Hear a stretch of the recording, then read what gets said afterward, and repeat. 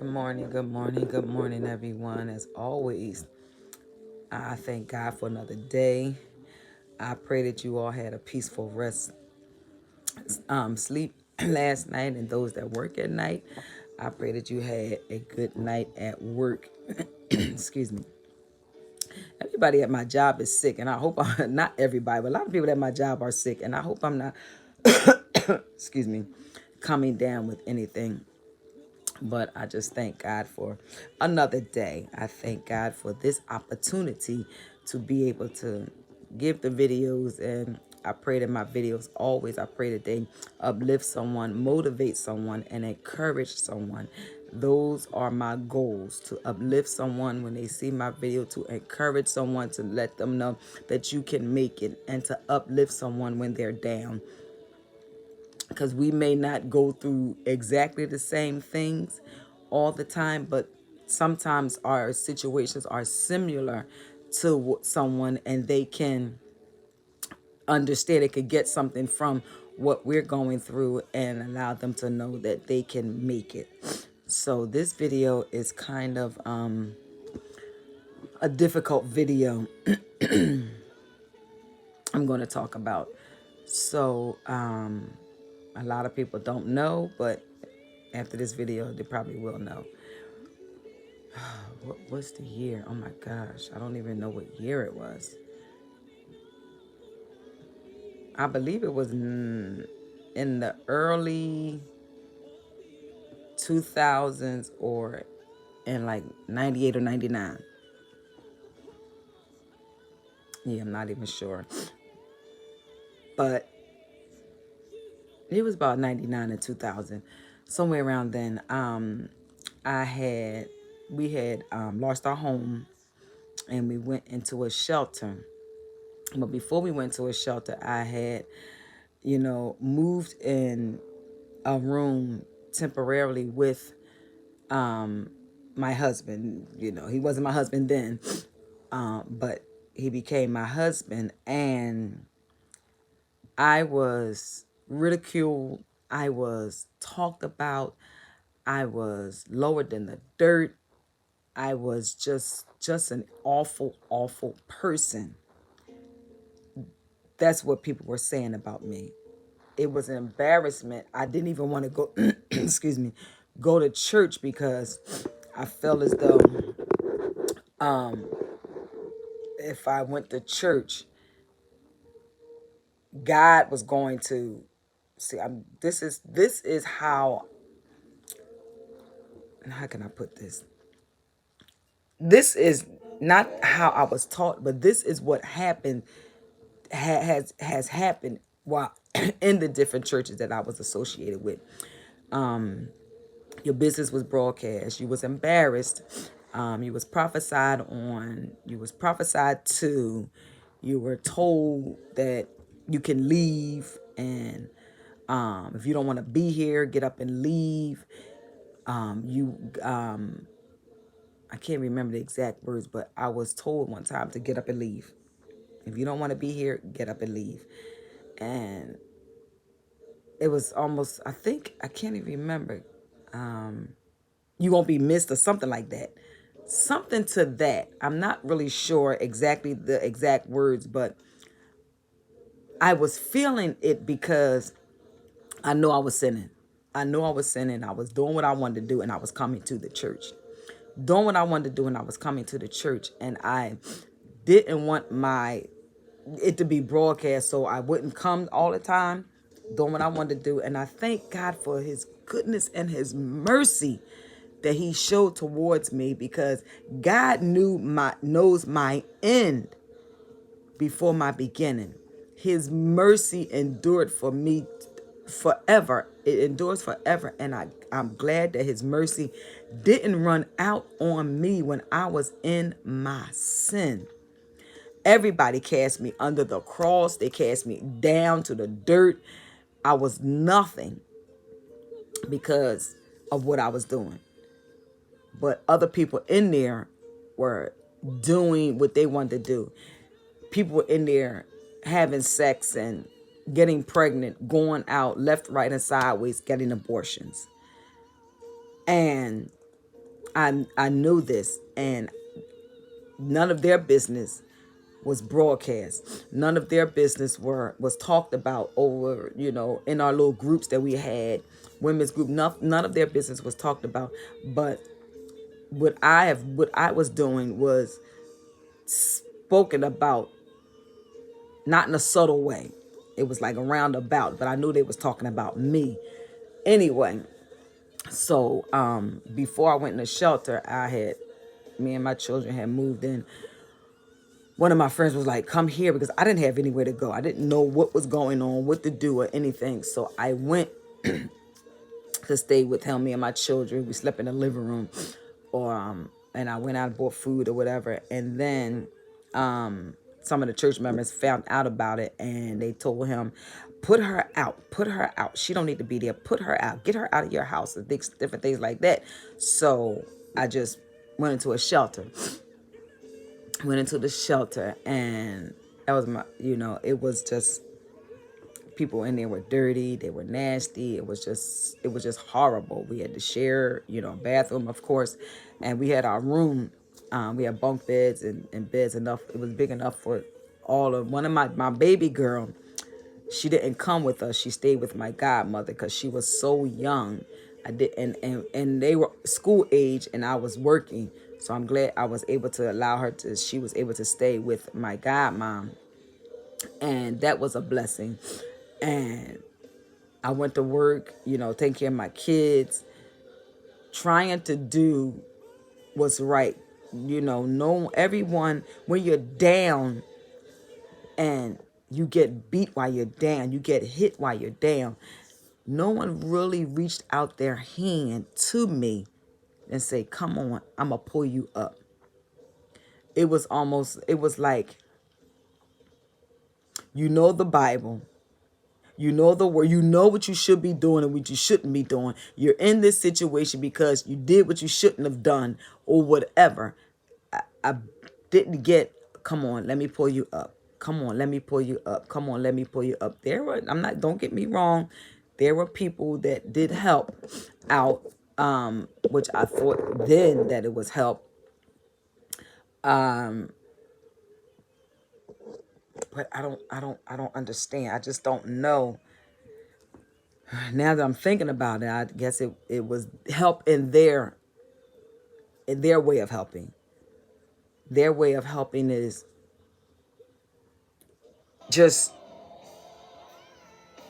you're in this situation because you need to pray. You need to ask God to forgive you. You need to do this and you need to do that. That was their way of helping and putting you on an altar and making you tarry and different things like that. That was their help. And being in the shelter was an embarrassment. It was an embarrassment. I didn't want anyone to know where I was or what was going on with me and my children.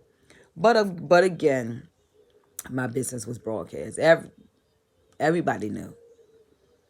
Everybody knew. Not from me running around telling me, because it's an embarrassment when you have to go leave different places, or you can't go to different places because you have to be in at a certain time. That was an embarrassment. So I'm reaching out looking for, I wouldn't stay in the shelter all day. Especially on the weekend, I would leave. I would go to my godmom's house. I would want to go to my sister's house. I would go to her house sometimes.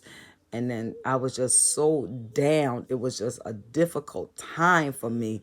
I was talked about always. I was getting food stamps.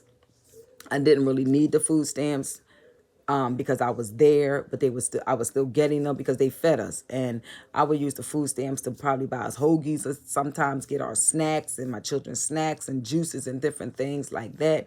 And people were upset because I wouldn't give them my food stamps. I wouldn't just hand them over my food stamps. You don't need them. You're in there. You can't help me out. You can't help my children out. You can't help us out. What do you need your food stamps for? What do you need them for?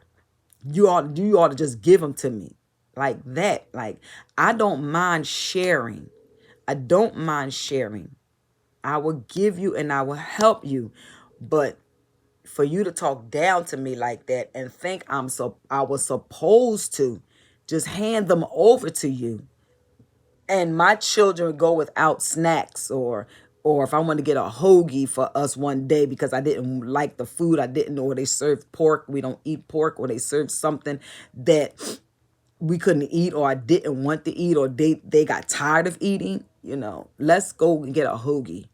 I could do that. Let's go get some snacks. I could do that with my food stamps. But they didn't understand that, and they wanted my food stamps.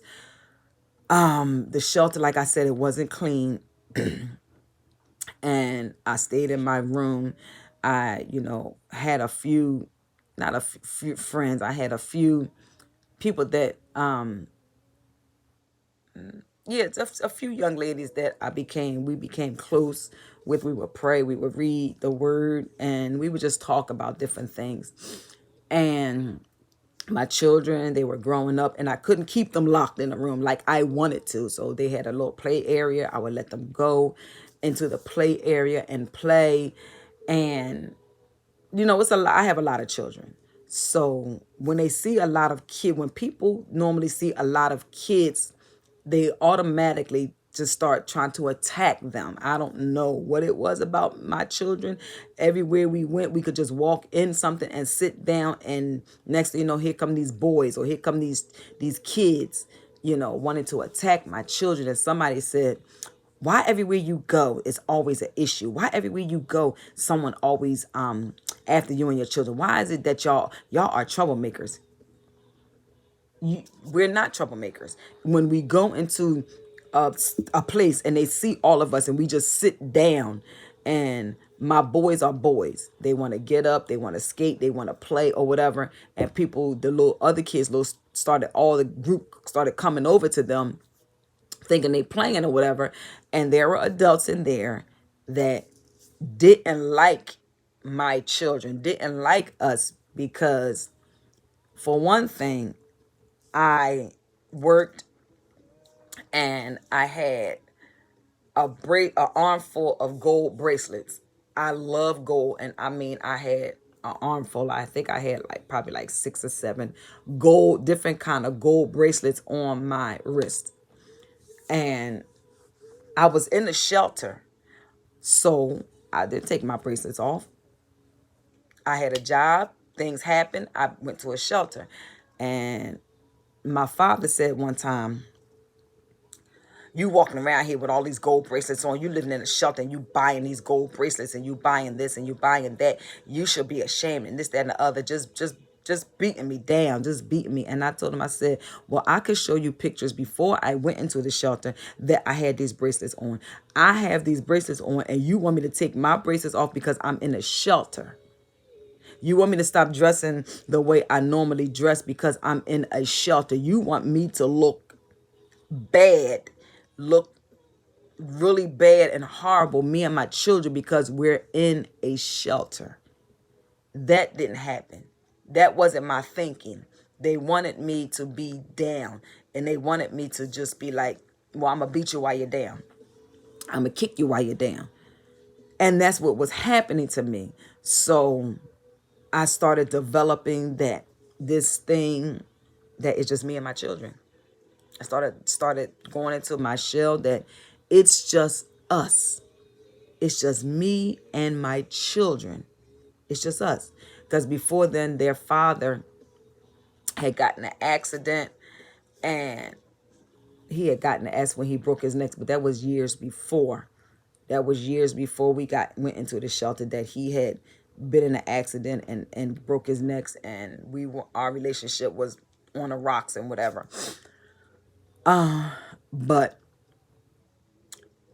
it was just horrible. And when I was living in the room with the friend of mine, me and my children was living there, and I was, giving them money for whatever I had, and I was buying food, and people at the church, found out about it, of course, and get her out your house, get her out your house. She don't need to be there. Get her out, get her out, get her out.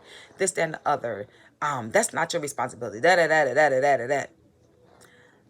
And I was like, wow, okay. So that's when we went into the shelter, and we still remained friends, and we would talk, and he would kind of try to help me out the best he could. Being in the shelter, like I said, it wasn't the cleanest person. There were bugs, and I am petrified of bugs. Cockroaches, water bugs, all kinds of stuff. When you go into the bathroom, take bleach. I would just bleach down before my children touched anything in there. I would just bleach it down. Bleach down whatever they were used before we used it. I don't care. I didn't bleach it after, but I would bleach everything down, the shower and everything. And it was to the point that I was like, this cannot be what I'm supposed to be doing. I had money saved. I had given money to someone to hold for me. I had to pay it's like a certain amount of money went through your either your check that you get or your job. It's a certain amount of money that you have to put into like your savings.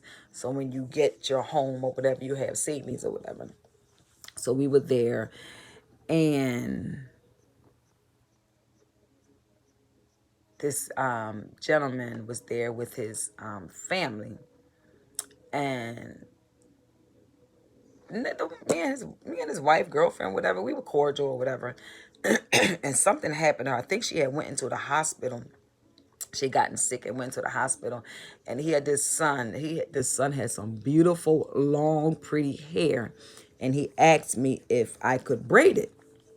So I took a chair, sat in the hallway, combed his hair out, and I braided it up for him. And I don't know what happened. I can't remember everything that happened after that, because I kind of like it was years ago, and I kind of like blocked it out. But he came on to me and he forced himself on me. And I immediately went down and told the counselors or whoever down there, and he was arrested. And they moved me and my children to a different shelter. And the shelter that we were at was it was a big shelter. It wasn't the shelter, it was a good shelter. If any shelters are good, if you know what I mean. But they moved us to another shelter. It was more like a home. And they moved us there, and they gave us some room. And when we went into the room, it was roaches everywhere on the ceiling. We couldn't even lay in the bed. There was roaches everywhere. And I said, oh my gosh, what am I going to do? What am I going to do? I didn't have anywhere to go. And if you stayed out, they figured that you had somewhere to live. So you couldn't stay in the shelter. They would just kick you out. So I didn't have anywhere to go. And I mean, it was roaches in the kitchen. Every single where there was roaches. We slept on top that night. I didn't even sleep. I didn't sleep. I laid the bags down or something and had my children lay on top of the bags because of the roaches. I stayed up all night trying to make sure the roaches wasn't crawling on my kids. And I told someone, what happened. And the person close to me, I told them what happened. They in turn said something in this manner. Are you sure that's true? Are you sure that's true that you were forced? Someone forced themselves on you? Because when you talk about it, you're not crying about it. You don't seem like you're upset about it. People, she said, I sat on juries with people that were sexually assaulted, that were raped, and they can't even get the words out because they're crying so much. And you're not acting like that happened to you. And I was like, what? My reaction to things don't have to be the same way as someone else's reaction is. I couldn't believe that she actually said that to me. So and I don't know who else she told it to, but I sat there and was like, wow, wow. So I'm supposed to be crying, boo-hooing, doing all of this stuff for someone to believe that it happened. I couldn't believe it. I said, okay, I don't have anybody that's in my corner, truly. Everybody thinks because my reaction to certain things is not the reaction that they would do, that is not true. I couldn't believe it. So at that moment, I said, you know what? It's just me and my kids. I just had to block out people, and I just went on. It was like I said in a previous video, we were talked about. I wasn't the best mother. My kids looked dirty. It was about survival. No one, if you're not in a situation, you don't know how it is when you're fighting for survival. It wasn't about me having name brand stuff, my children having name brand stuff. It was about survival. I was doing the best that I could do, and it wasn't good enough. My son had a coat, and it was dirty. Yes, it was dirty. That was his only coat. His only coat. He had to wear that coat to school. He didn't have a coat for me to say, okay, you could wear this coat today. I'm going to wash that coat.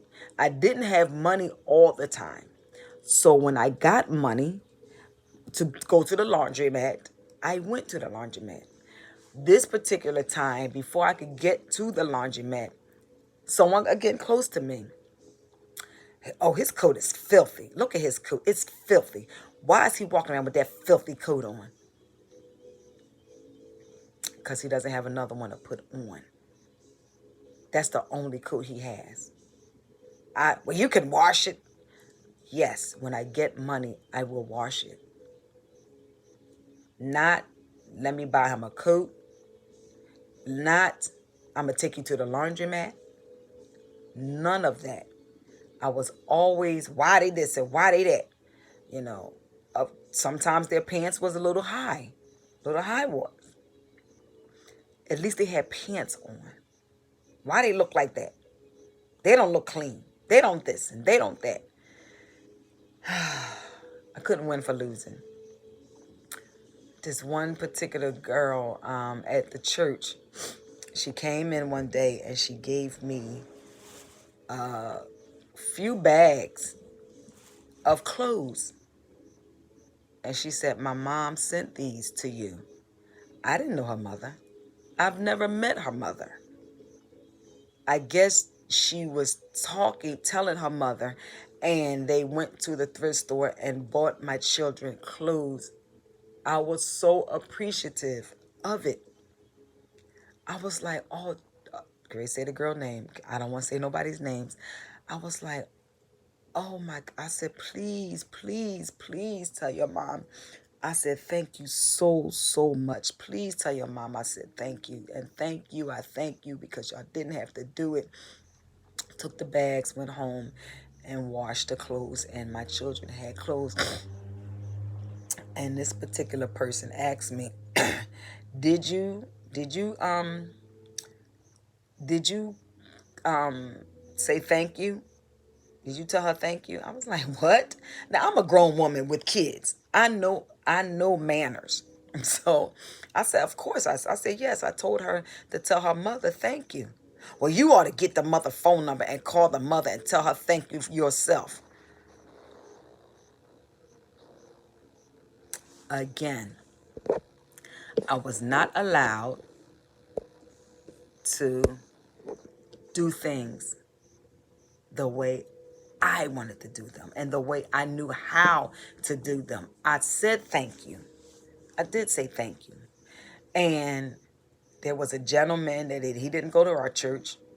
Yes, he did. One of the gentlemen went to our church, and come to find out years later that it was my best friend's uncle that would every school year, every school year, he would ask me for my children's sizes. And I would give them the shoe sizes, the boot sizes of the boys. And every school year, he would bring me shoes, boxes and boxes of shoes for my children. And he would, and I would get a card, and he said, just get a thank you card. Just get a card from the dollar store, from whatever, and just say thank you, a thank you card. And that's what I would do. I would get a thank you card, and he would give it to him. And I didn't even know that years later that I found out that it was my best friend's uncle that would do it. A lot of people helped me outside of family. This may be hard for family. It may be difficult for people to hear, but I want this to help someone. Excuse me. I don't know. I'm getting sick. Excuse me. I want this video to be able to help someone. Family is not always blood. Family is not always blood. I love my family. I'm family oriented.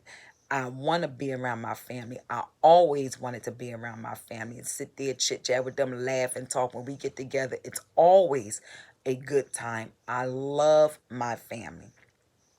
I love my family.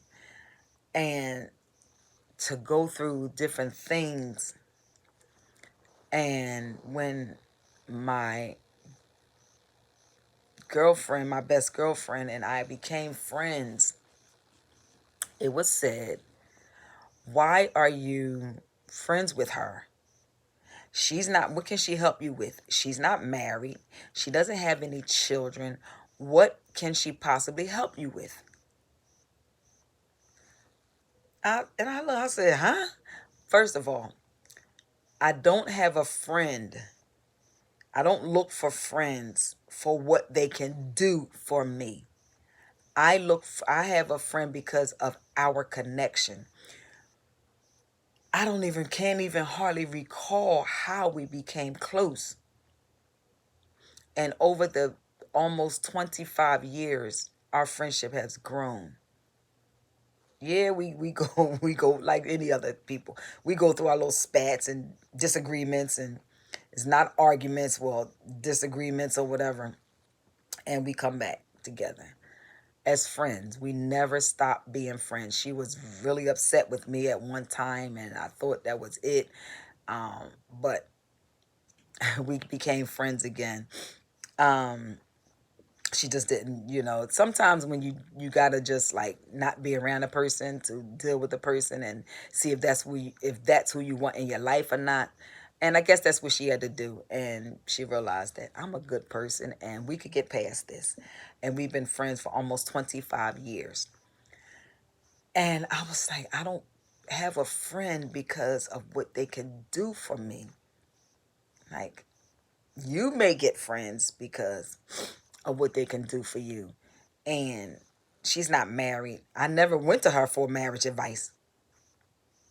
So that wasn't, I don't know why that was said. But anyway, yeah, and for me to go through all of this and not really have family behind me. I was dealing with my children's father being in an accident years before,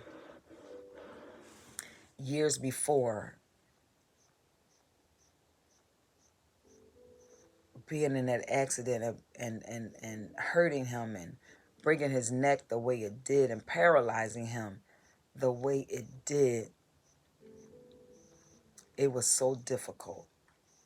It was so difficult. And when you don't have that support system, when you don't have a support system, it gets, excuse me, it gets harder.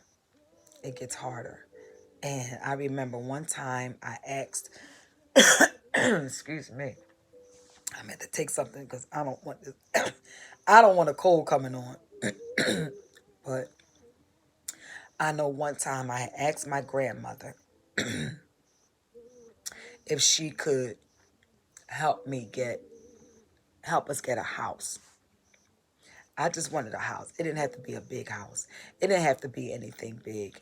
It could have been an apartment. I just asked her, could she? I said a house, because I had 7 children and I knew I needed a house. And I asked her, could she help me get a house? And I don't know what the discussion was or why there was even a discussion. But my father calls me and says, your father-in-law was in a military, right? I said, yeah, he was in the military. Why? Well, he could help you get a house loan. Why you he could help you get a house loan. Ain't nobody gonna help. Your grandmother's not gonna help you to get to co-sign for you to get a house. I was like, wow. So as soon as I said something to her, she jumped on the phone and started calling people, telling them what I said. And I called her back. It was like, Nana, I asked you, I didn't ask you for the money. I asked you to help me get a house for my children. She had A1 credit and she helped my sister get a cosign for my sister to get a car. I didn't know how things worked and all of that. All I asked her to do was, I didn't ask for a car. I wanted somewhere for us to live. And what I wanted was talked about. Nobody's going to help you do this. She's not going to help you do that. Why are you asking her to help you do this? Why you don't go to your father-in-law and ask him? I asked my grandmother, my family member, the one that raised me, that helped raise me. That's who I went to. That's who I went to ask. I didn't get it. I didn't get it. I didn't get it. And I always felt like the black sheep of the family because my sister is older and she got things that I couldn't get. Her children got things that my children never got. And I always felt like the black sheep of the family. And that's why I always wanted to disassociate myself with my family. This may be difficult for people, someone to hear, but I always wanted to disassociate myself from my family. I wanted to move to Florida.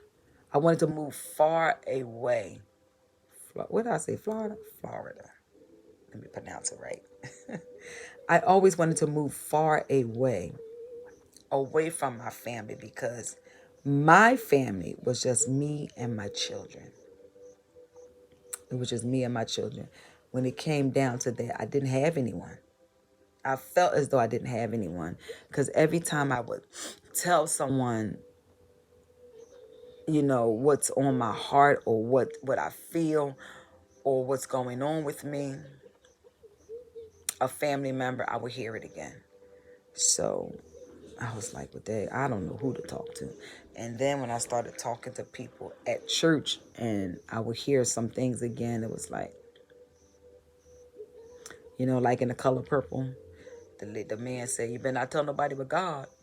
So I didn't even have a relationship with God then to talk to him and to know that I could cry out to him, to know that he would hear me and he would answer my prayers. I just relied on what someone said. I relied on everyone else praying for me. I didn't know how to pray for myself. If you're not taught a thing, then how would you know? You hear people praying. You see people praying, and being young and not knowing different things, you feel as though I felt as though, well, I've been sinning, so God is not going to hear me, because they say God doesn't hear a sinner's prayer. So I felt as though, well, I'm sinning right now. This is what I'm doing. Why pray? God is not going to listen to me. God is not going to listen to me. Why pray? And till I had to realize that God hears our prayer. How can it be that a sinner goes to God and God delivers them, God sets them free, if God doesn't hear a sinner's prayer? I'll wait for an answer. I said, that's why we have to study the scriptures. That's why we have to read the Bible and read the word for ourselves. We have to get an understanding of the word for ourselves. So many times I was just listening and listening to what people said, thinking they're coming from the Bible, thinking that what they're saying is true. Some of it could have been true, but different things weren't. Grow up, when you grow up and you start reading the word and studying the word for yourself, then and you ask God for guidance and you ask God for understanding, he will give it to you. He gives it to you. And he will help you read the word. He will open up your understanding to understand his word. So we can't just take what people are saying and not searching the scriptures, not learning it, not studying for ourselves. We have to study for ourselves. And I thank God, because it was a process. It was a process for me to come out of me being so down and so bogged down. I just wanted to feel God's spirit. I just wanted to feel his anointing.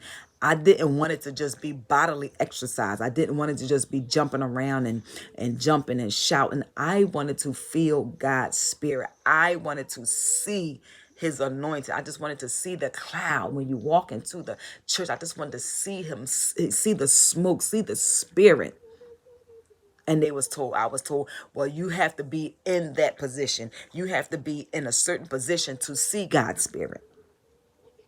You have to be in a certain position to see the smoke and to see God moving. You have to be in a certain position to see it. So every time I wanted to do something, or I wanted God's spirit more and more, I wanted his anointing, it was shot down. Well, you're not going to do it because you're doing this. You're not going to feel it because you're doing this. There was a time that I think around a time when I was in the shelter, and all of the time when had moved in with my friend and they found out about it, I was told, don't you ever say a word to him. Stop talking to him. Don't you talk to him no more. You get away from him and stop talking to him. But it was okay for your family member to talk to him. And with some things that I know about what they did before we became friends, close, I know the things that were done. But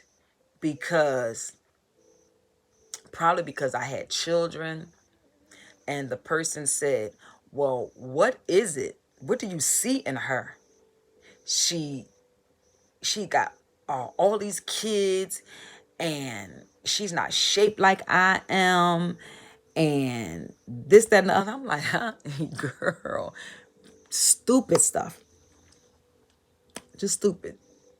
And I was told, stay away from him. Don't talk to him. You're not allowed to talk to him. Embarrassing me again in front of everyone. I think that became my norm. Became the norm they had for me. Not my norm. Became the norm they had for me. Let's embarrass her because we know she's going to stay. Let's treat her this way because we know she's going to stay. She's loyal. She's loyal. She's not going to leave. Let's keep embarrassing her. And I didn't understand. I just knew they walk with God, hand in hand with God. I'm not going to say anything against them. Touch not my anointed, do my prophets no harm. You know, when the people were calling, the children were calling, I think Elijah, bald-headed, and the ground, the earth opened up and swallowed them. I didn't want anything like that to happen, even if I thought anything. So I would not think of anything. I would not talk. I would not say anything against them. And now I still don't say anything against the person who they are. I don't talk against them. I talk about the situation that I was in. I talk about what happened to me. I talk about what happened to me, not what the person did. I talk about what it happened, how it happened to me. I don't talk about the person. So I was told to stay away from them. I was told not to talk to them. And I was so down. I was so down. And I thank God that I didn't follow through with it. I didn't have anyone to really talk to, and I would talk to him. And I just saw him. I just wanted to because it was just me and my children. And I didn't want them to live without me. So I wanted to go to a bridge and just throw all of my children in the river, in the water. And then I jump in after them.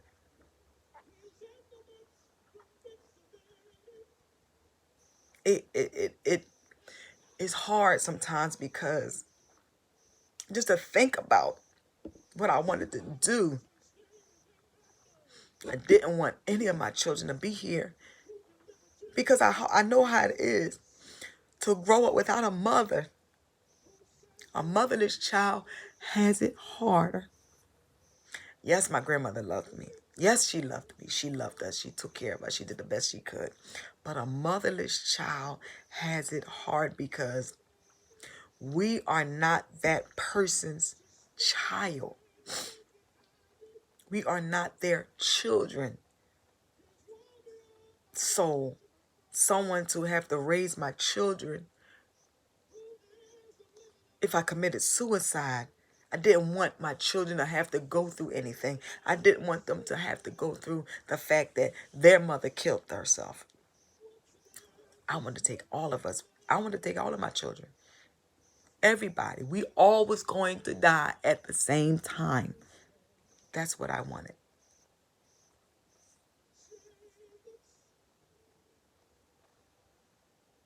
And I believe I told someone. I was so down. I just didn't feel love. I didn't feel anything at that particular time. It was just like, she's doing this, beat her down. She's a sinner, beat her down. They push you up to the altar, pray, tarry, push you up to the altar. None of that worked. None of it was working. It was just so difficult for me. And I know one time as a child, I was in high school. I think it was high school, that I took pills. I took a lot of pills. I always felt like the black sheep of the family. I always felt unloved. I always felt like that because of how I was treated. I wasn't treated like everybody else was treated. I wasn't treated that way. My dad, I didn't, oh, I'm sorry, I heard something. I didn't like my dad. I couldn't stand my father, because every time I would go around my sisters or go where he was, I was always this black bee. I was always MF for, he would always curse at me, you're black so-and-so and this, that, and the other. I mean, he would call me the lowest names of the lowest. Till I started, I said, I can't come around this no more. I'm not done with this. I'm not coming around this. I just didn't understand. I didn't understand how you can talk to your child like that. Your daughter. How can you treat your daughter like that? I don't understand. I didn't understand. Why? Or how? What is it? What was it? I never understood what it was. So I removed myself from the situation. I wouldn't go around. And if my sister was having something and I knew he was going to be there, or if he came, I would leave. I'm not staying around this. And I loved family. I loved family. I loved family. I loved family. But I didn't want to stay. I couldn't stay around it. And I guess I'm a glutton for punishment, because I would go back around it. And he would do there and doing the exact same thing. I don't know if it was a little jealousy there or what. Because I remember when I got my truck, when I bought my truck, paid cash for it, and I was so excited about it, because he the one that always said, you're never, ever going to get that. You're never, ever going to be anyone. So when I took my truck to him, to the house, everybody was happy, and I was like, Dad, you gonna come out here and look at my truck? What I want to come out there and look at that for? I don't care about that. I don't want to see that. What am I gonna come out there and look at that for? Wow. So I never said anything else to him about it. Never said anything else to him about it. It was just hard. It was just hard. It was just difficult for the different things I've gone through. That's some of my story. I told y'all that every once in a while I would get on here. I would do a video about what I've gone through. What I've gone through. People may see me now as this strong person. They may see me now as, you didn't go through that. You're strong. You're this and you're that. Whatever. I tried to be strong back there for my children. I tried to keep it together for my children. And one thing, I would never let my children see me cry, because I didn't want to seem weak to them. I didn't want them to see, oh, we're not going to make it. I never let them see me cry. I will cry without them seeing me cry. And even to this day, even to this day, I really don't cry in front of my children. When I'm going through different things, different situations, they know the situation. They know what I'm going through, but they really don't see me cry.